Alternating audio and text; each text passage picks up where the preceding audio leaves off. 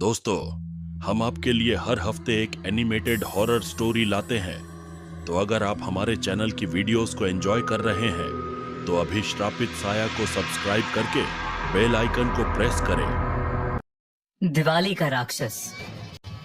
दिवाली का त्योहार हम सभी बहुत धूमधाम से मनाते हैं।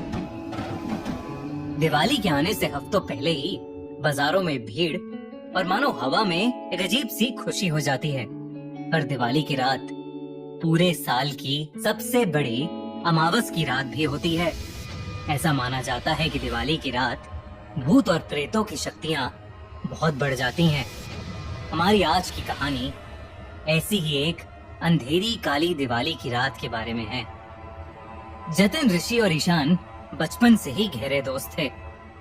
साथ में पले बड़े वो तीनों दोस्त एक दूसरे के जिगरी थे और हमेशा साथ ही घूमते थे। पर जब ऋषि और उसकी फैमिली ने इंडिया से बाहर सेटल होने का डिसाइड किया तो ये उन तीनों के लिए मानो आखिरी दिवाली थी जो वो साथ में मनाने वाले थे। दिवाली के जस्ट बाद ऋषि अपनी फैमिली के साथ वो शहर हमेशा हमेशा के लिए छोड़कर जाने वाला था। तीनों ही चाहते थे कि ये दिवाली उनके लिए यादगार रहे। दिवाली की पूजा के बाद जतिन, ऋषि और ईशान एक ही स्कूटी पर ट्रिपलिंग करते हुए घूमने निकल गए। उनको क्या पता था कि उनकी ये राइड उन्हें एक ऐसी जगह पहुंचा देगी जहां किसी भी इंसान को नहीं जाना चाहिए था। कुछ दूर जाकर एक खाली सी जगह पर ऋषि ने स्कूटी रोकी और स्कूटी की डिग्गी में से बहुत सारे पटाखे निकाले। उसी रोड पर थोड़ी ही दूरी पर एक पुराना सा मंदिर भी था, लेकिन उस मंदिर में सब कुछ खंडर हो चुका था। लेकिन उस मंदिर के अंदर एक कमरा था जो अभी भी बिल्कुल सही सलामत दिख रहा था। उस कमरे का दरवाजा बिल्कुल पुराने जमाने का था और उस पर एक बड़ा सा ताला था जिस पर लाल रंग के धागे बंधे हुए थे। ऋषि ने एक एक करके पटाखे जलाना शुरू कर दिया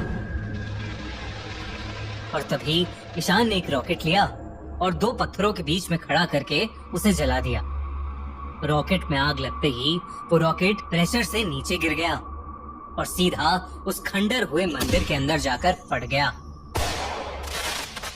एक बहुत ही जोर के धमाके की आवाज आई, पर क्योंकि वो मंदिर पहले से ही खंडर था तो उन लड़कों ने उस धमाके की ज्यादा परवाह नहीं की और अपनी मस्ती में दूसरे पटाखे जलाने लगे।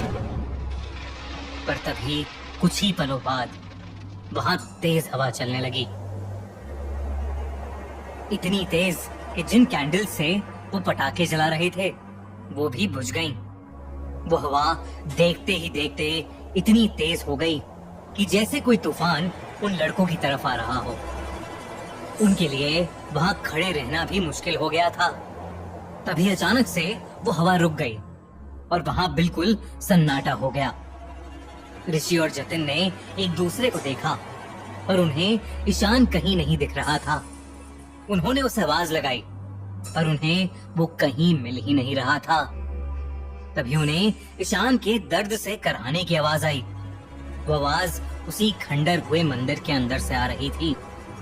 ऋषि और जतिन दौड़कर वहां पहुंचे तो उस खंडर के पत्थरों के ऊपर ईशान लेटा हुआ था और उसके पेट पर बड़े बड़े नाखूनों के निशान थे।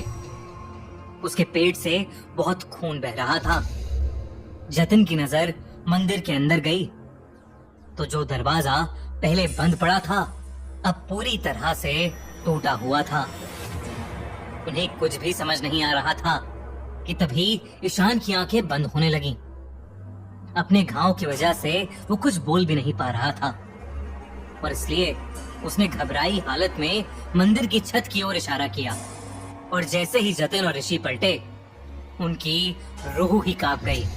मंदिर की छत पर एक दानव जैसा दिखने वाला भयानक जीव चिपका हुआ था। उसका पूरा शरीर जली हुई चमड़ी जैसा था और उसकी आंखें एकदम सफेद थीं। जैसे ही ऋषि और जतिन ने उसे देखा वो अजीब तरीके से उन्हें देखकर चीखने लगा। वो तीनों बहुत ही बुरी तरह डरे हुए थे। ऋषि और जतिन ने ईशान को उठाया और उस मंदिर से बाहर भागे। वो अजीब सा दानव भी उनके पीछे भागता हुआ छत से नीचे आ गया। उन तीनों को अपनी मौत नजदीक आते दिख रही थी। ईशान को उठाकर भागना बहुत मुश्किल हो गया था और बहुत ज्यादा खून बहने की वजह से ईशान अपने होश भी खोने लगा था। जैसे तैसे करके वो तीनों उसी रोड पर भागते गए। कुछ देर तक भागने के बाद उन्होंने देखा कि वो जीव अब उनके पीछे नहीं था। वो तीनों और तेज भागे और तभी उनको रोड के ऊपर एक खंडर दिखा। जतिन की नजर सामने रोड पर गई तो उनकी स्कूटी वहीं खड़ी थी। ये देखकर वो बहुत डर गए क्योंकि इसका मतलब था वो वहीं पर वापस आ गए थे जहां से भागकर वो निकले थे। और जो खंडर उन्हें दिख रहा था वो वही खंडर हुआ मंदिर था जहां पर उन्हें वो राक्षस दिखा था।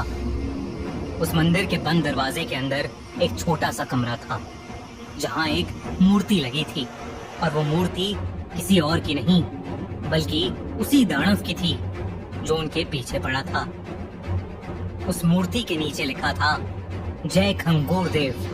वो तीनों बेहद डर गए थे। उन्हें समझ नहीं आ रहा था कि वो कहां पहुंच गए हैं। ऋषि ने मदद के लिए अपना फोन निकाला पर उसके फोन में नेटवर्क ही नहीं था। उसने उस मंदिर की एक फोटो खींची और ईशान को उठाकर वो दोनों स्कूटी के पास ले जाने लगे। तभी उन्हें अपने पीछे से एक अजीब सी आवाज आई। उस दिवाली के दिन के बाद ऋषि, जतिन और ईशान कहां गए ये किसी को नहीं पता। पुलिस को उस मंदिर के पास से सिर्फ ऋषि का फोन मिला था जिसके अंदर उस खंडर की एक फोटो थी। जब उस इलाके के पुजारी को ये पता चला कि उस खंडर में ये हादसा हुआ है, उसने उसी दिन ही उस जगह को छोड़ दिया।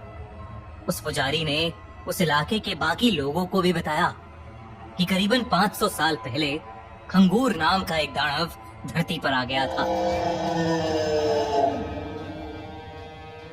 वो इंसानों को खाकर अपनी शक्ति बढ़ाता था।